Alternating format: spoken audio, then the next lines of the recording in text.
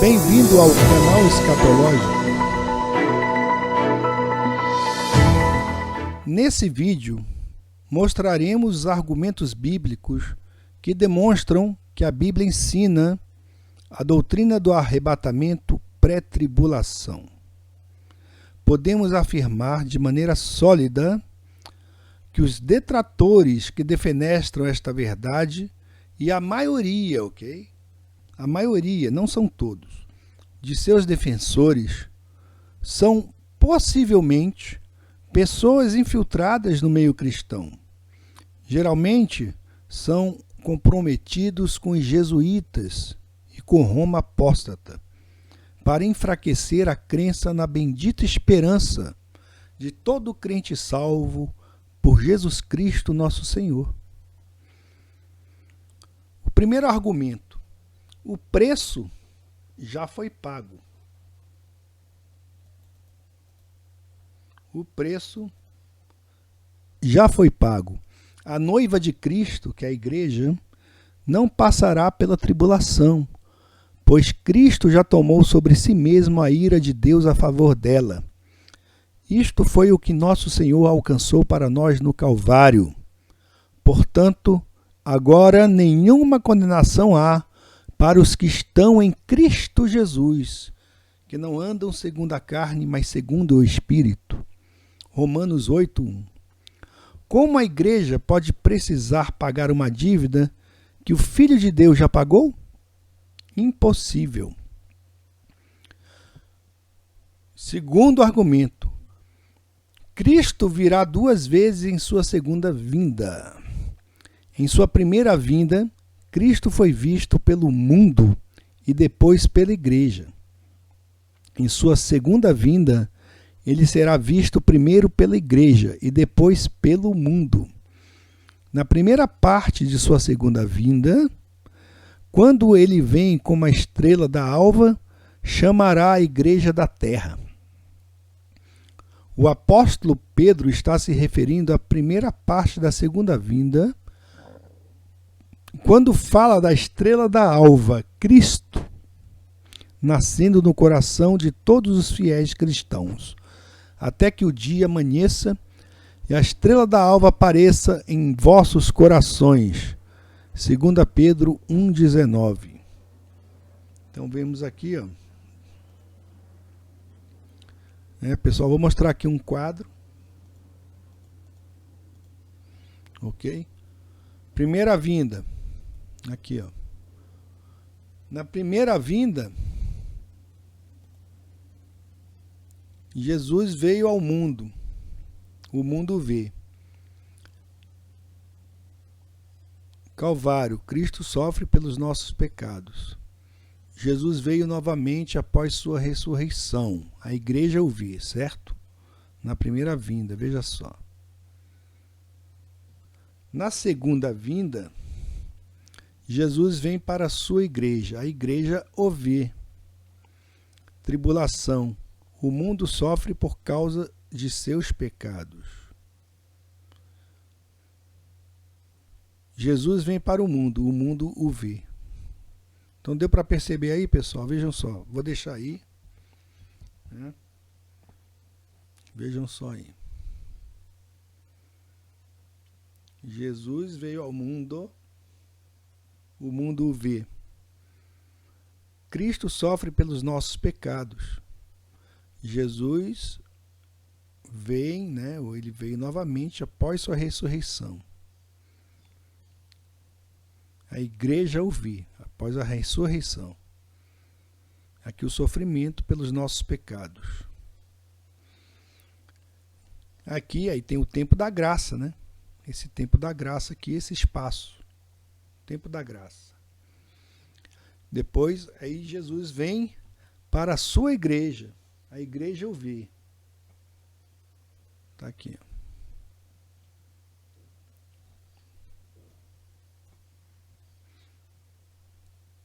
Aí o mundo vê. É a tribulação. O mundo sofre por causa de seus pecados. Ele vem para a sua igreja e depois ele vem para o mundo.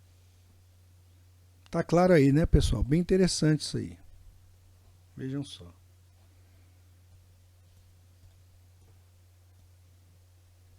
colocar aqui mais centralizado. Dá para vocês verem.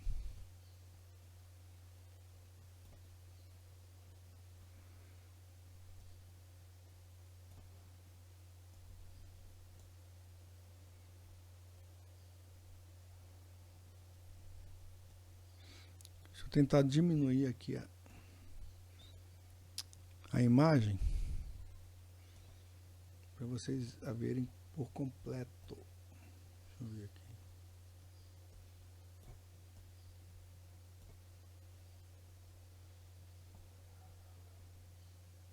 Aqui.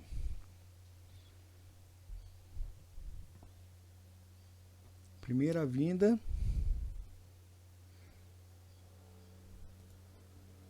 Primeira vinda, segunda vinda, certo?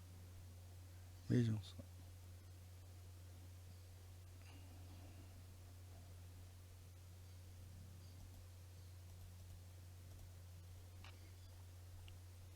O terceiro argumento é que o dia de Cristo virá antes do dia do Senhor. O dia de Cristo não é o dia do Senhor, que implica em ira, mas, ao contrário, o dia da ressurreição, arrebatamento, que implica em salvação, que precede o dia do Senhor. O dia da ressurreição precede o dia do Senhor, tá? Que o dia do Senhor é o dia da ira. Tendo por certo isto mesmo, que aquele que em vós começou a boa obra, a aperfeiçoará até o dia de Jesus Cristo. Filipenses 1:6. O dia, vejam só, até o dia de Jesus Cristo, né? Está em Filipenses 1:6.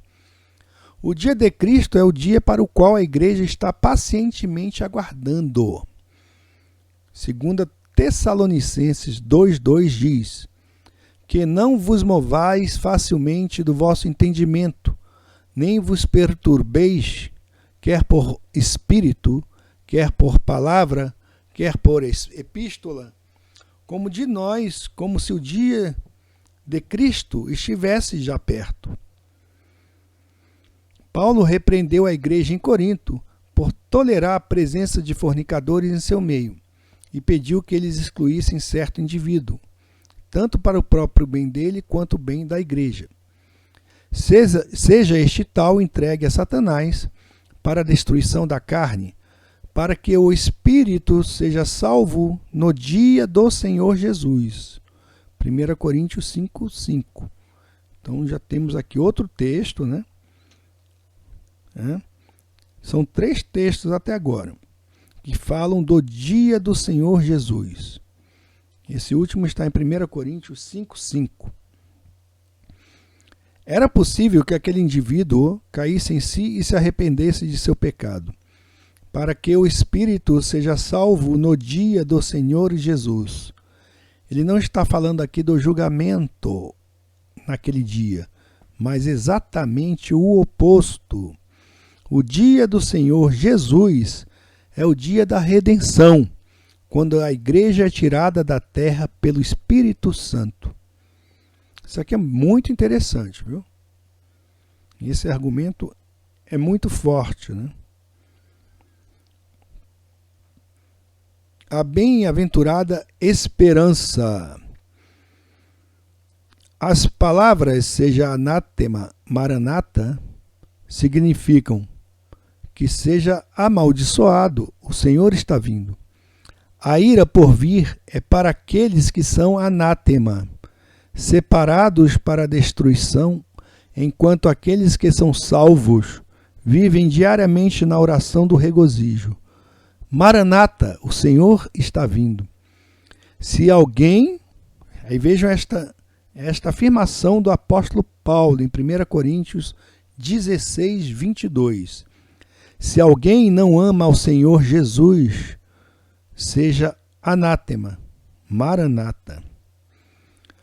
O significado técnico de anátema é colocado de lado por Deus para a destruição, sendo a condição natural de todos os que rejeitam o dom da salvação.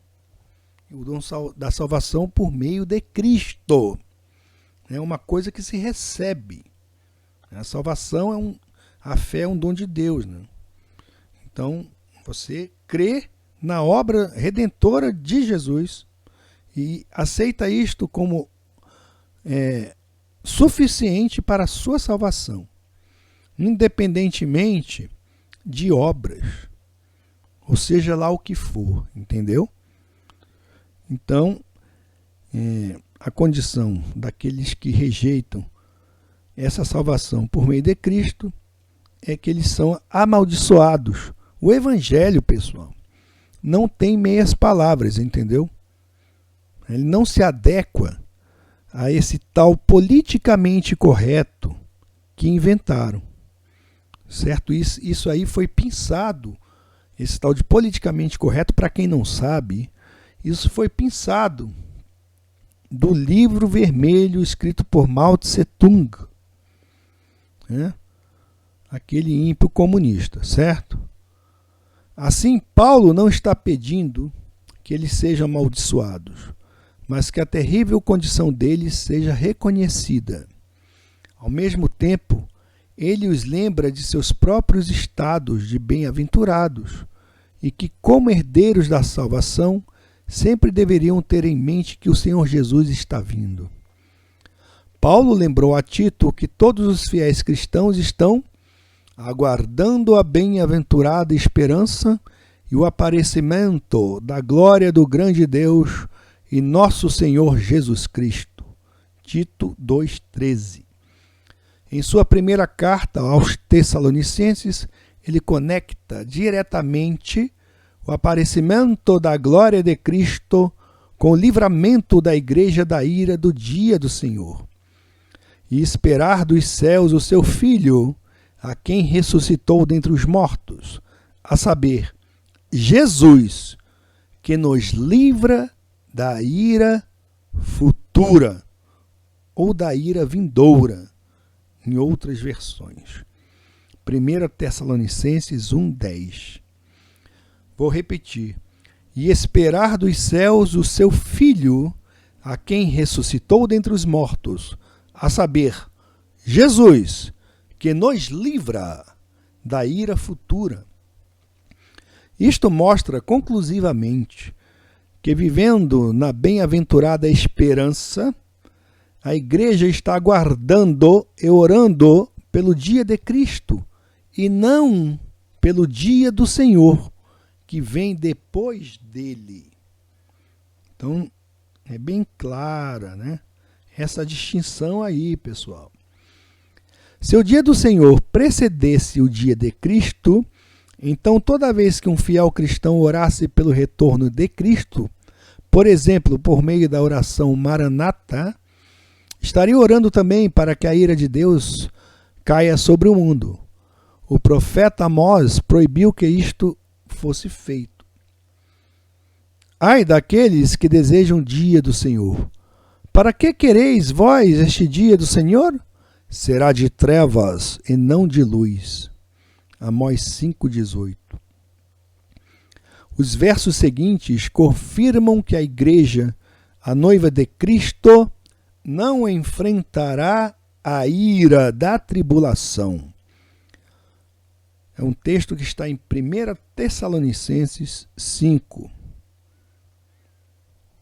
Mas, irmãos, acerca dos tempos e das estações, não necessitais de que se vos escreva, porque Deus não nos destinou para a ira, mas para a aquisição da salvação por nosso Senhor Jesus Cristo. Ficou claro isso, pessoal? Deus não nos destinou para a ira. A ira do dia do Senhor. Este conforto, esta bem-aventurada esperança, está enraizada no retorno de Cristo para sua noiva. A palavra ira sempre se refere à operação da ira de Deus na terra. Assim, a salvação para a qual o verso acima se refere é o livramento da ira que há de vir, os 7 anos da grande tribulação. Quinto argumento. A igreja já é gloriosa aos olhos de Deus. Vejam só, a tribulação é a expressão final da ira de Deus. O grande dia do Senhor está perto, sim, está perto, e se apressa muito. Amarga é a voz do dia do Senhor. Clamará ali o poderoso, esses poderosos, né, que se acham donos do mundo, pessoal, que estão aí pisando a cabeça de muito cristão, no pescoço de muita gente. Né, esses poderosos, né, vejam só, eles vão ficar desse tamaninho aqui, né, serão menores que vermes, não é? Vejam só, amarga é a voz do dia do Senhor, clamará ali o poderoso, o poderoso. Aquele dia será um dia de indignação, dia de tribulação e de angústia, dia de alvoroço e de assolação, dia de trevas e de escuridão, dia de nuvens e de densas trevas, dia de trombeta e de alarido contra as cidades fortificadas e contra as torres altas. E angustiarei os homens que andarão como cegos, porque pecaram contra o Senhor, e o seu sangue se derramará como pó, e a sua carne será como esterco. Nem a sua prata, nem o seu ouro os poderá livrar no dia da indignação do Senhor. Mas pelo fogo do seu zelo, toda esta terra será consumida, porque certamente fará de todos os moradores da terra uma destruição total e apressada.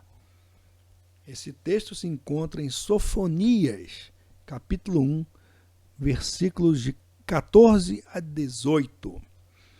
Então, pessoal, a ira de Deus que vai cair sobre toda a terra é descrita como o grande dia do Senhor.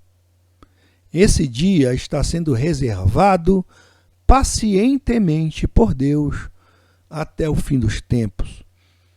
O apóstolo Paulo torna muito claro que a ira de Deus será direcionada somente contra aqueles que mantêm a verdade em injustiça. Romanos 1,18 diz assim: porque do céu se manifesta a ira de Deus sobre toda a impiedade e injustiça dos homens, que detêm a verdade em injustiça, sobre todo o mundo para tentar os que habitam sobre a terra. Apocalipse 3:10. Como a igreja não mantém a verdade em justiça, não poderá estar na terra durante o tempo da ira de Deus, quando pelo fogo do seu zelo toda esta terra será consumida. Nós discutimos muito, a respeito da terra plana, falamos aqui do formato revelado por Deus nas Escrituras. Isso tudo, gente, é testemunho do poder de Deus. E é testemunho para aqueles que não creem virem a crer. Porventura virem a crer, se esta for da vontade de Deus. Correto? Então, tudo isso, vai ser consumido. E haverá, então, novos céus e nova terra, na qual vai habitar a justiça. Então, você lendo aí o Apocalipse, você vai ver isso, A bendita esperança, e também Deus vai refazer, não é? Ele vai criar tudo de novo, novos céus, nova terra. Correto? Mas não antes que ele cumpra, né, sobre os ímpios e aqueles que habitam sobre a terra a sua ira. O Senhor, ao contrário, como ele vê o ímpio, o Senhor vê a igreja exatamente como seu filho a vê. A igreja gloriosa, sem mácula, nem ruga, nem coisa semelhante, mas santa e irrepreensível. Efésios 5, 27. Dado que a igreja já é o corpo de Cristo, a visão que ela poderá, apesar disso, estar sujeita à ira de Deus, mesmo que somente em parte, está em conflito direto com a totalidade e perfeição da expiação vicária, em nosso lugar, da expiação vicária realizada por Jesus Cristo. Como diz o apóstolo Paulo, portanto, repito, né? Nós repetimos, portanto agora nenhuma condenação há para os que estão em Cristo Jesus, que não andam segundo a carne, mas segundo o Espírito. Nesse sentido, então, a igreja precisa passar pela tribulação de modo a ser purificada aos olhos de Deus, pessoal. Quem pensa assim está dizendo que o sacrifício de Cristo, sua morte e ressurreição, foram ineficazes. Então, é não dar valor àquilo que Cristo conquistou por nós. Então a igreja precisa passar pela tribulação para ser purificada? De modo algum. A própria ideia está em conflito profundo com tudo o que a Bíblia ensina sobre a igreja e sobre nosso Pai amoroso, cuja misericórdia dura para sempre. Como são muitos os argumentos, pessoal, então vamos deixar para os próximos vídeos falar a respeito do restante, ok? Então Deus abençoe a todos e estudemos as Escrituras e tenhamos dentro de nós, que cada um tenha dentro de si, essa bem-aventurada esperança. Certo? Então nós aguardamos dos céus o nosso Senhor. E Ele vai nos retirar deste mundo mal. Agora, se você não quer ser retirado, paciência. Se você é um homem que foi, ou uma mulher de Deus que foi salvo, vai ser retirado mesmo assim. Não brigue, viu? Quando o Senhor arrebatar a igreja, não brigue. Ok? Não era assim. Não, eu pensava diferente, né? Correto? Se alegre com a bendita esperança. Fica a dica.